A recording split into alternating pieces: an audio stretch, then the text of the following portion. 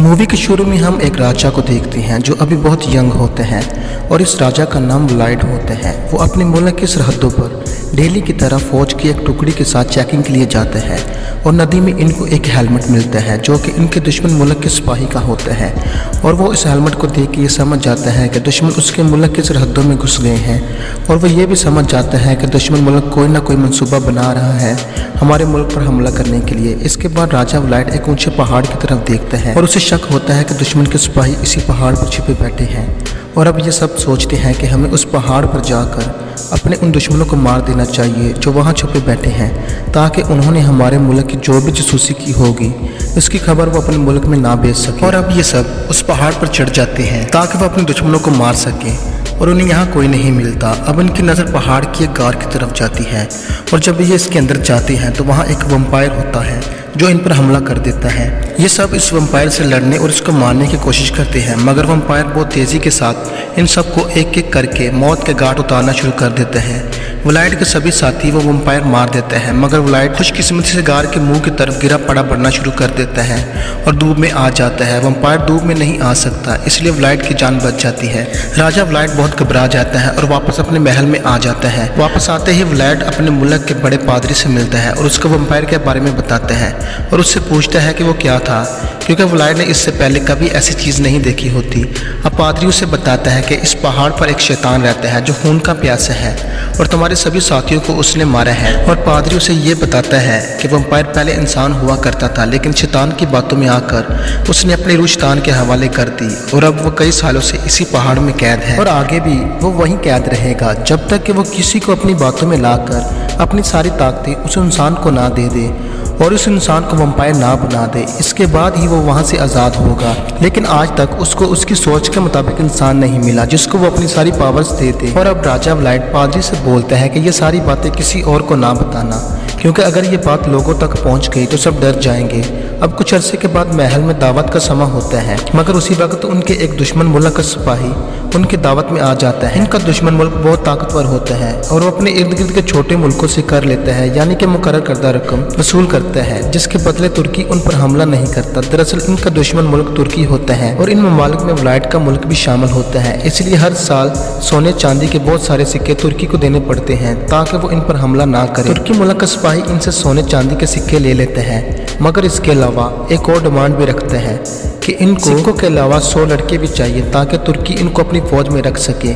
इसलिए व्लाइड उस सिपाही को बोलते हैं, हम तुम्हें 100 लड़के नहीं दे सकते क्योंकि ये रिवाज बहुत पहले ही ख़त्म हो चुका है, तुम सिक्के लो और यहाँ से चले जाओ। इसके अलावा मैं तुम्हारे राजा से खुद बात करूँगा। अब कुछ दिनों के बाद व्लाइड तुर्की के राजा से मिलने जाता है जिसका नाम महमद होता है। अब उनकी वहाँ बातचीत शुरू हो जाती है और महमद बोलता है कि मुझे हर हाल में 1000 लड़के चाहिए जिसमें तुम्हारे बेटे का नाम भी शामिल है। और ये बात सुनकर व्लाइड गुस्से से भर जाता है और वहाँ से चला जाता है।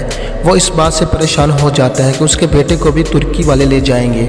और अब वो दिन भी आ जाता है जब तुर्की के कुछ सिपाही व्लाइड के बेटे को लेने आते हैं और व्लाइड के मना करने पर वो उसको धमकाते हैं, जिससे व्लाइड को गुस्सा आ जाता है और वो उन सबको मौत के घाट उतार देता है। अब व्लाइड का एक साथी आता है और उसे कहता है कि ये तुमने क्या किया, तुमने महमद के सिपाही मार डाले। अब महमद इसका बदला ज़रूर लेगा और वो हमारे मुल्क पर हमला करेगा, हम सबको ख़त्म कर देगा। लेकिन व्लाइड उसको बोलता है कि मैं कोई ना कोई हल ज़रूर निकाल लूँगा और मुझे पता है कि मैंने अपने मुल्क को कैसे बचाना है। और अब वो घोड़े पर बैठकर उसी वम्पायर वाले पहाड़ की तरफ बढ़ना शुरू कर देते हैं और पहाड़ पर पहुंचकर उसी गार के अंदर जाता है जहां वम्पायर होता है और वो वम्पायर से मदद मांगता है अपने मुल्क को बचाने के लिए। और दूसरी तरफ वम्पायर को भी ऐसे आदमी की तलाश होती है जिसे वो अपनी पावर्स दे सके, जो आदमी बहादुर और निडर हो और अपनी सारी पावर्स उस आदमी को देकर इस वम्पायर वाले शराब से आज़ाद हो सके और दोबारा से एक इंसान बन सके।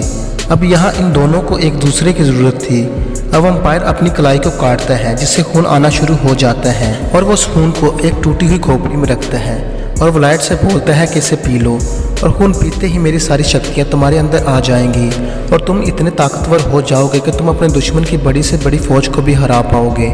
और अब वम्पायर उसे ये भी बताता है, मेरा खून पीने के बाद अगले 3 दिन तक तुमने किसी इंसान का खून ना पिया तो चौथे दिन वापस इंसान बन जाओगे, और अगर इन 3 दिनों में तुमने किसी इंसान का खून पी लिया तो तुम हमेशा के लिए वम्पायर रहोगे और मैं यहाँ से आज़ाद हो जाऊँगा।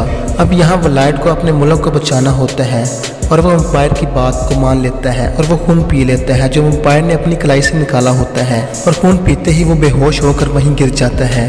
मगर कुछ देर बाद उसे जंगल में होश आती है और वो महसूस करता है कि इसके अंदर बहुत सारी शक्तियाँ आ चुकी हैं और वो बहुत तेज़ भागने लगे हैं। बहुत सारी चमगादड़ें भी उसका साथ देने लग जाती हैं। अब व्लाइड अपने महल में आ जाता है और थोड़ी देर के बाद तुर्की की एक फ़ौज व्लाइड के मुल्क से जंग करने के लिए आ जाती है। अब व्लाइड अकेला ही तुर्की की फ़ौज से जंग करने के लिए अपने महल से बाहर निकलता है और तुर्की की फ़ौज हज़ारों में होती है और व्लाइड अकेला। मगर वम्पायर की दी हुई पावर से वो चंद लम्हों में तुर्की की हज़ारों की फ़ौज को मार देता है।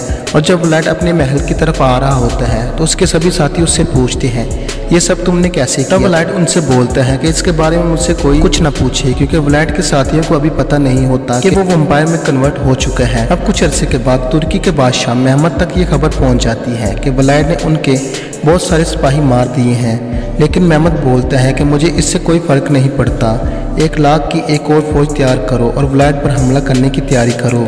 और जब ये व्लाइड के मुल्क पर हमले की तैयारी कर रहे होते हैं तब व्लाइड महमद के सिपाहियों की लाशें जिसको उसने मारा होता है महमद के पास भेजता है, जिससे महमद और गुस्सा हो जाता है और ऑर्डर करता है कि जल्द अज जल्द व्लाइड के मुल्क पर हमला करो। अब दूसरी तरफ व्लाइड की वाइफ को पता चल जाता है कि व्लाइड के जिस्म में तब्दीली हो रही है, जिससे व्लाइड अपनी बीवी को समझाता है और उसे बताता है कि अगर उसने 3 दिन में खून ना पिया तो वो वम्पायर नहीं बनेगा। और अब व्लाइड अपनी बीवी और अपने साथियों को बोलता है कि तुम महल से दूर जो चर्च है वहाँ चले जाओ ताकि वो सब महफूज रह सके, महमद की फौज से भी और व्लाइड से भी। और ये भी कहता है कि तुम सब लोग जाओ, मैं रात को तुम्हें वहीं मिलूंगा।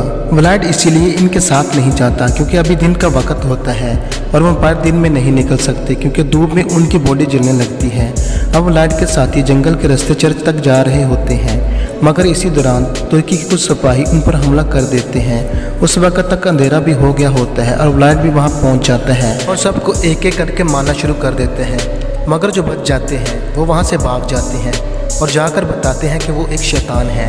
और अब महमद भी सारी बात समझ जाता है कि व्लाइड एक वम्पायर है और उसे हराया नहीं जा सकता। और इस खबर से महमद की आर्मी में दहशत फैल जाती है और वो व्लाइड का मुकाबला नहीं करना चाहते। और महमद जानता है कि अगर इसकी फ़ौज ने व्लाइड को देख लिया तो वो इससे जंग नहीं कर पाएंगे, इसलिए वो अपनी आर्मी के सिपाहियों की आंखों पर पट्टी बांध देता है क्योंकि ना वो व्लाइड को देखे और ना उनके दिल में डर आए। अब पादरी को भी व्लाइड की हकीकत का पता चल जाता है और उसके सारे लोगों को भी पता चल जाता है कि व्लाइड एक वम्पायर है, जिस वजह से इसके सब लोग व्लाइड से नफरत करने लगते हैं और उसको एक बंद कमरे में कैद करके आग लगा देते हैं। वो उसे ख़त्म करना चाहते हैं, मगर वो ये नहीं जानते कि व्लाइड एक वम्पायर है। वो जलने के बाद अपने जख्मों को ठीक कर लेता है और उस कमरे से बाहर आ जाता है और अपने आदमियों पर गुस्सा हो जाता है और कहता है कि मैंने तुम्हारी खातिर ऐसी ज़िंदगी को अपनाया ताकि तुम्हारी ज़िंदगी को नुकसान ना हो, तुम्हारे बच्चे महमद के कैद में ना जाएं और तुम मेरे साथ ऐसा बर्ताव कर रहे हो।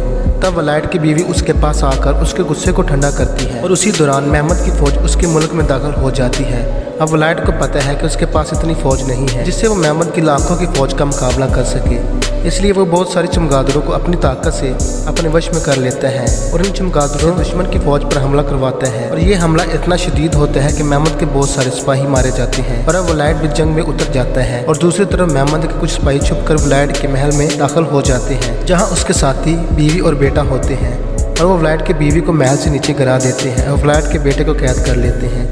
और अब व्लाइड की बीवी महल से नीचे गिर रही होती है, वो उसे पकड़ने की कोशिश करता है मगर व्लाइड को देर हो जाती है और उसकी बीवी नीचे गिर जाती है। अब वो अपनी आखिरी सांसें व्लाइड की गोद में ले रही होती है और वो व्लाइड को बोलती है कि तुम मेरा खून पी लो, ऐसा करने से तुम्हारी वम्पायर वाली पावर्स हमेशा रहेंगी जिसकी वजह से तुम हमारे बेटे को बचा लोगी। और ये व्लाइड का तीसरा दिन होता है, अगर आज इसने खून पी लिया तो वो हमेशा के लिए वम्पायर बना रहेगा। इस वजह से वो बहुत रोता है और मजबूरन अपनी बीवी की गर्दन पर काट कर उसका खून पी लेता है। और अब व्लाइड हमेशा के लिए वम्पायर में तब्दील हो चुका है। और फिल्म के शुरू में पहाड़ पर जिस वम्पायर ने व्लाइड के साथ डील की होती है वो आज़ाद हो जाता है। अब व्लाइड के जो साथी मर रहे होते हैं वो उन्हें अपना खून पिलाकर वम्पायर में तब्दील कर देता है ताकि वो भी व्लाइड की तरह शक्तिशाली हो जाए और महमद की फ़ौज को ख़त्म कर सके। और अब व्लाइड और उसके सभी साथी जिनको व्लाइड ने वम्पायर बनाया होता है वो महमद की फ़ौज पर टूट पड़ते हैं और बारी बारी करके महमद की फ़ौज का सफाया करना शुरू कर देते हैं। और अब व्लाइड अपनी पावर्स का इस्तेमाल करते हैं और दिन को बादलों और चमगादड़ों के ज़रिए रात में तब्दील कर देते हैं। और अब वलाइड और मेहमत आमने सामने होते हैं। अब मेहमत जानता था कि वलाइड एक वैम्पायर है, इसलिए वो अपने ख़ैमे में बहुत सारे चांदी के सिक्के इकट्ठे कर लेते हैं, क्योंकि चांदी की चमक बहुत ज़्यादा होती है और वैम्पायर चांदी की रोशनी बर्दाश्त नहीं कर पाते और उनकी पावर्स कम हो जाती हैं। और वलाइड भी अब कमज़ोर होना शुरू हो जाते हैं, मगर वलाइड हिम्मत नहीं हारता और मेहमत से लड़ना शुरू कर देते हैं। और काफ़ी देर के बाद वलाइड मेहमत को मौत के घाट उतार देता है और अपने बेटे को भी आज़ाद करवा लेता है। और वलाइड अपने साथियों से पूछता है कितने लोग अभी बचे हैं। वो कहते हैं कि सब मारे गए सिवाय एक के, और वो तुम्हारा बेटा है। वलाइड इस बात से हैरान हो जाता है और वलाइड का एक साथी जैसे ही वलाइड के बेटे को मारने के लिए आगे बढ़ता है तो वलाइड इसको बाले से मारकर हवा में लटका देता है, जिससे वलाइड के बाकी साथी जो वैम्पायर बन चुके होते हैं वो डर जाते हैं और अपने कदम पीछे कर लेते हैं।